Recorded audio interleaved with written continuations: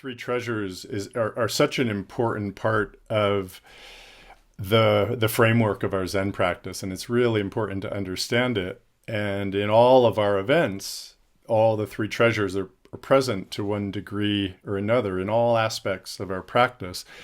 So it's really important to understand, these dimensions. And everybody here has heard the three treasures. So I want to really go a few levels deep in terms of appreciating what they are, because they're such an essential part of our practice. Really, really essential. So we've all heard Buddha, Dharma, and Sangha, or the Sanskrit words we use to describe these, and we have ideas typically around what these mean. Some helpful, real simple words for this are practice, study, and community. Practice, study, and community are good ways to look at those three treasures. But there's different layers that we can look at, and that's what I want to appreciate here in this talk. I don't want to go too long. We'll go maybe 20 minutes or so, and then maybe there'll be some questions. Understanding these three levels is really very important, and there are a lot of questions that come up in your practice that will be resolved and answered by an understanding of these three layers. I'm reminded of the Mondo that we had, question and answer session we had a few weeks ago at the Shambhala Center, and we had some questions come up there that pertain to this subject right off. It was, in fact, it was Steve and I think someone else had a very similar question about, I'm really strong with the practice, but then I have all these books on Zen over here, and there was a question about what is the relationship of this reading these books with the practice, and that's a great, great question, and this discussion will help you answer that question, understand what that position is, the relation of these three different dimensions. Okay. So we have these three treasures. We call them Buddha, Dharma, and Sangha. And for each of these, we have three dimensions. Okay. And the words I'm going to use are the one body dimension, the realized or manifested dimension, and the maintained or abiding dimension. Okay. And these are all really important to understand the three different dimensions of each of the three treasures. All right. So I'll say here at the beginning that it's all one. Okay, we're all one. It's all together. And so right in this moment, all three treasures are present. And you could say all three dimensions are manifested. But what Bernie says is, well, for the purposes of discussion, we're going to elaborate these three different dimensions for the purposes of discussion. And even said, if we didn't discuss it, then it would be too short, which is kind of funny. But also, not only would it be too short, but it would be unrealized. Actually, it's we can just go to a very simplistic way of saying, well, it's all one, it's all here, without appreciating the relative dimensions and the relative expressions of these things. Okay, so I'll say a little bit more about that. But we have the one body dimension, the manifested or realized, and then the maintained or abiding. Okay. Let's see. I want to say here too, just before I get into the one body, is we say that these three treasures, when we study the precepts, which several of you have done, and we study them formally, we understand the three treasures as our identity. We recognize ourselves as the three treasures. So keep that in mind as what we're talking about here. We're talking about, actually, you could say, aspects of our own identity, dimensions of our own identity. We also talk about the treasures as refuges, and I want to bring that into our consciousness here as well. These are refuges, and it's such a wonderful thing. It really is a profound refuge from, I'm just going to say, a normative, egocentric, self-centered, habitual way of being in the world that we all are conditioned to be in. And as we all know, being, those attracted to this Buddhist practice, there's an afflictive quality to the way our conditioned experience presents itself to us. We call it suffering. Okay, but there's kind of a natural afflictive quality, and unpleasantness and offness, a struggle and a challenge associated with the normative, I should say, conditioned way in which our self-centered ego creates a relationship with our experience and with our life and with the world. So what do we do with this? It's like being in a storm, this afflictive condition.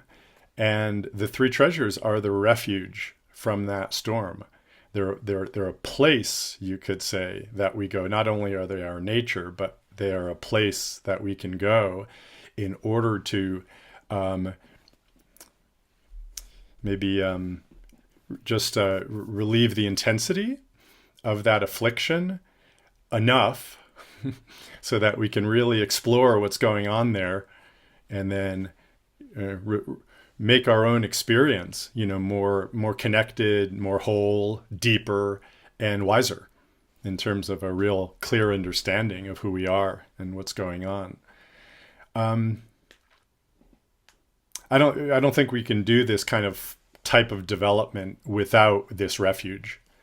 And maybe it's not a formal Buddhist refuge, but any sort of development, whatever path you're on, you need these three dimensions. You need a formal practice. You need a way of understanding your experience in terms of teachings. What is the teaching that's presenting itself to you, whether it's through words or through experience, and then a community in order to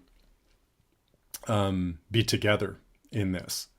It's just not possible without this refuge. So it's what comes to me when I contemplate that is a lot of gratitude for the lineage, gratitude for the tradition, gratitude for Shakyamuni Buddha, gratitude for all of the teachers and practitioners and teachers who have maintained this form of practice, manifestation of the three treasures over the millennia.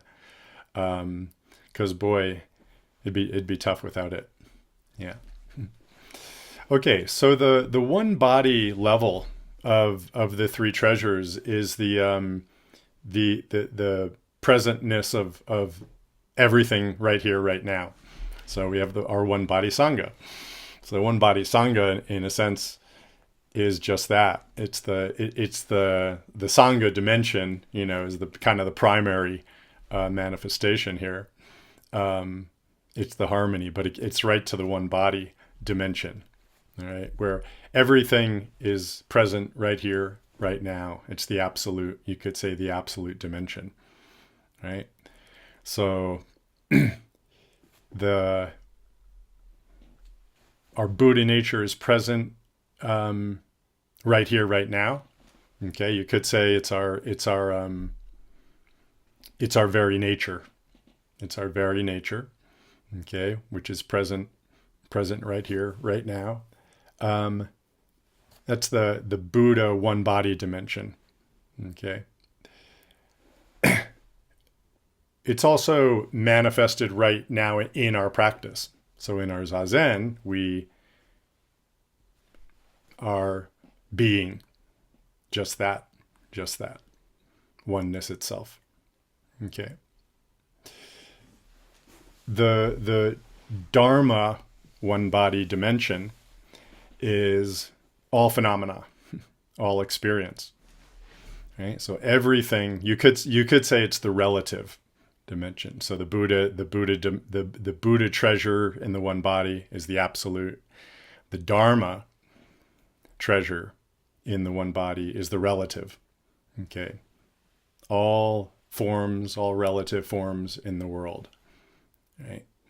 So we look at this at a personal level, and you say every aspect of your own experience, all the phenomena of your experience is a teaching, can be seen as a teaching. Okay, just what is arising as it is has inherent wisdom to it, and we can participate in that. Okay, and then the one body dimension of the Sangha treasure is all beings. All beings. So it's the harmony of the absolute dimension and all the relative forms and expression in harmony. In harmony. So everything like so. Okay.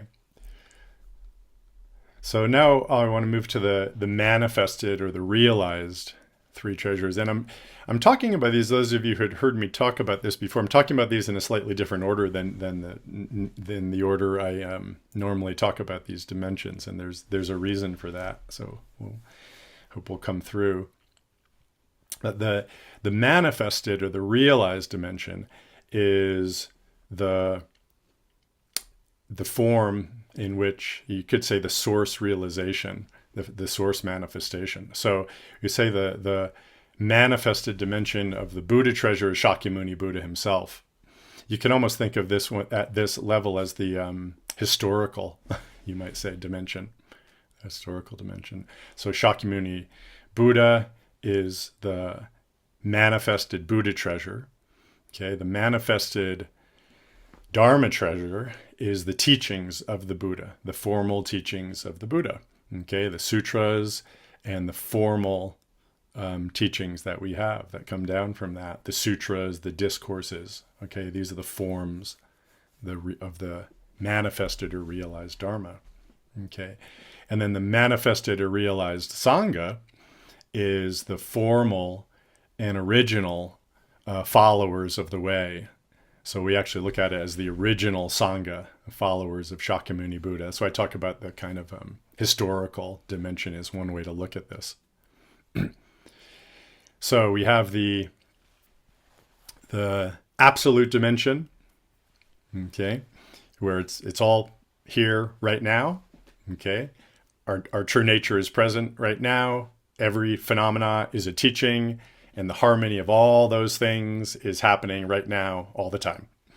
Beautiful. Okay, then we have the original source manifestation of these in Shakyamuni.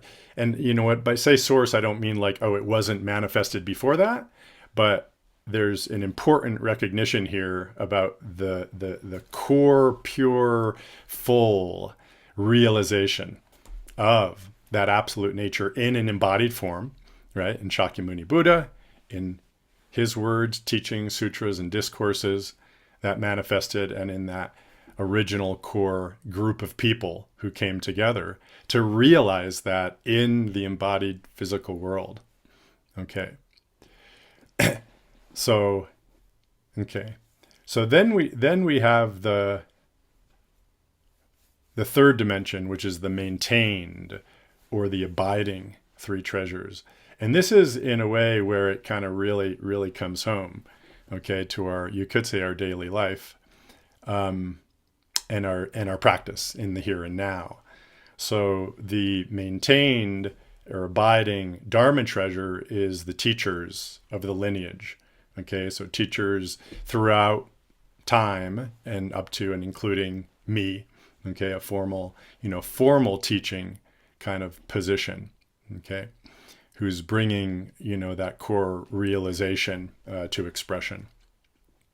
Okay, the maintained or abiding Dharma is going to be all of the teachings understood in a formal way of all realized beings now, right here. Okay, and then the maintained or abiding Sangha is the community that we have right here, right now. Okay, so you see how the maintained or abiding in a way is in between, you could say, the absolute dimension, which is right here, right now. It's all experience, it's all beings, and that formal, historical, realization of those things. Okay, so we have a I want to say that there's it's really important to look at all three of these dimensions, because if we just focus on one or the other, we get problems and we can get into shadowy territory, and we can get off track. If we just say, okay, well, we're going to just go to the absolute dimension, okay, the one body dimension. Okay, so all my experience is a teaching. I'm Buddha. Everything is good, right here, right now. We can lose a perspective on things. We have this model of dropping ashes on the Buddha. It's like, oh, everything's one, so why don't I go and just drop ashes on this Buddha? I don't need to bow to it because I'm Buddha and everything is perfect just as it is. And that story, some of you may know that story. The monk says, well, the teacher, the abbot who hears this from one of the fellow who says this after he had some kind of, big awakening experience, and he saw that everything is one. He said, well, you can drop ashes, but I prefer not to. I prefer to bow, which is a real artful expression. He doesn't say, no, you shouldn't drop ashes. Or, no, not everything is one. No, everything is one. Yeah, it's true. There's some truth to that. But then what's your spirit of discernment, of reverence around what is appropriate, in the relative world? So we can go too far in that one body side, but then we could also go too far in that kind of historical side, where it's like we make the Buddha out to be a god, and he's the one who had the great realization, and his life was authoritative and his teachings are authoritative and they capture the truth. Okay. And we can, in a sense, outsource, our power and our wisdom out to that. So in the one case, it's all good. It's all me, personal experience. Okay. And in the other one, you kind of go in the opposite direction and you put everything on the outside onto these elevated figures, right? The historical figures. Okay. So this third level is the one where it's right here, right now, that honors both of those dimensions, but doesn't also doesn't deny any of those.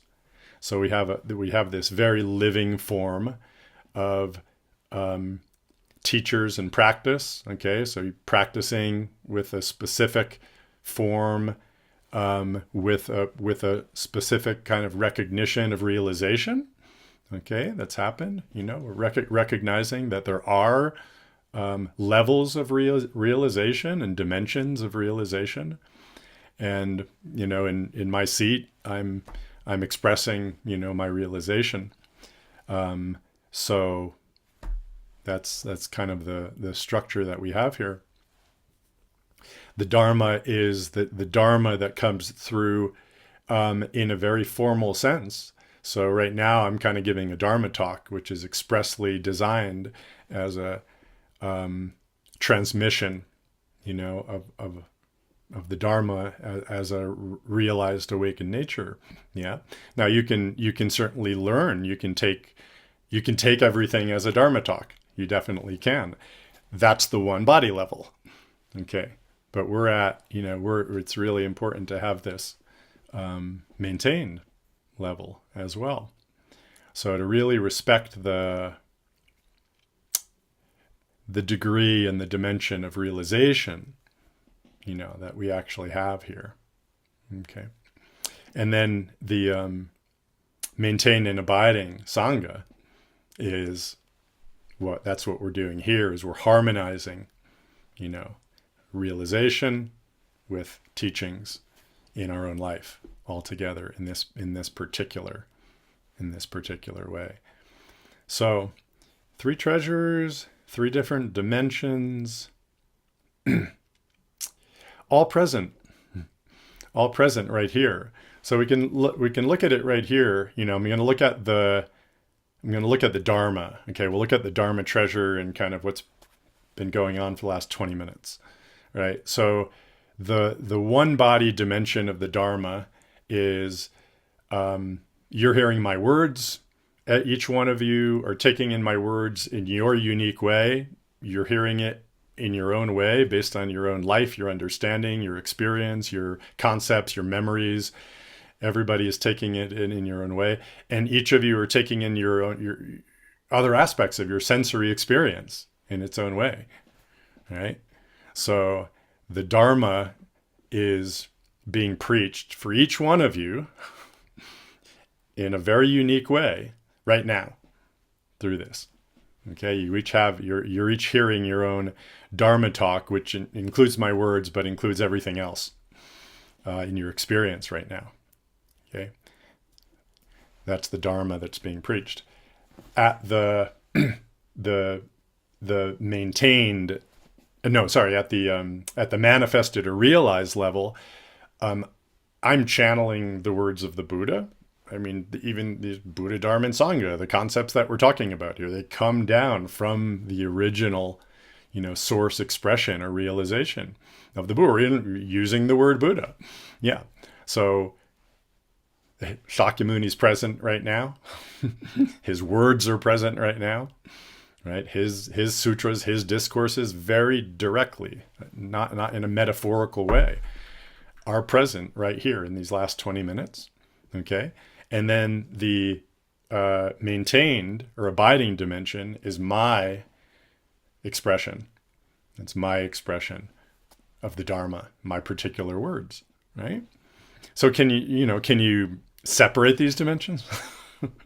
Not really, not really. I mean, yes and no. Yes and no. You can kind of see the dimensions, but you can see how just in the exact same thing, which is the discourse, what's been happening for the last 20 minutes. All three of these dimensions are present and interpenetrating with each other. Yeah. Does that, I see people nodding. So that's the important thing I want to bring out here. Okay. To see how they're all present, but don't lose any of them. Don't lose any of them. Okay. If we focus on one of these dimensions, it's really important to maintain all three of these levels in all three of these treasures. And we do that. It's just a wonderful refuge. It really is. It really is. We can move, our kind of hearts and our attention may move more confidently or more securely through these different dimensions. If we don't feel perhaps confident, or we need some support with our own experience, then we can really rely on, well, this is what the teachings say. This is what the teachings say, or this is what I've heard. This is what I go back to the source teachings, and this is what Buddha said. Yeah. Or I can hear the words of, a teacher or someone, or I can, a dimension might be, well, okay, everybody's a Buddha, and the Sangha includes all living beings. But then we come up against, really? It doesn't feel that way. I really don't feel harmonious with, say, certain people who are abusing power. Okay. So yeah, we really honor and respect the Sangha of intentional practitioners, like ourselves, who really are trying to realize, this absolute consciously.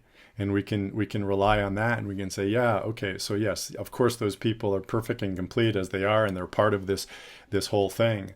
But I need to really focus on those who are of a similar heart and intention with me, right? So take advantage of the whole breadth of this teaching here, of what's available in terms of these dimensions, and we can access them and support them all, in the proper time. Oh. Okay, let me just check in. I think that might have been the ground I wanted to cover on this. So all three of these dimensions, are very important, and I hope I I prefaced it by saying I think I would hope it would resolve some of the questions, particularly with respect to where does study, lie in it. So it's in one of the three key parts of our overall framework of practice. There's the practice and the manifestation of that Buddha treasure, but then there's also the discernment and appreciation of the relative world. Where is realization happening? Where is it not happening? What is hindering realization? The Dharma is very, very specific and very deep and very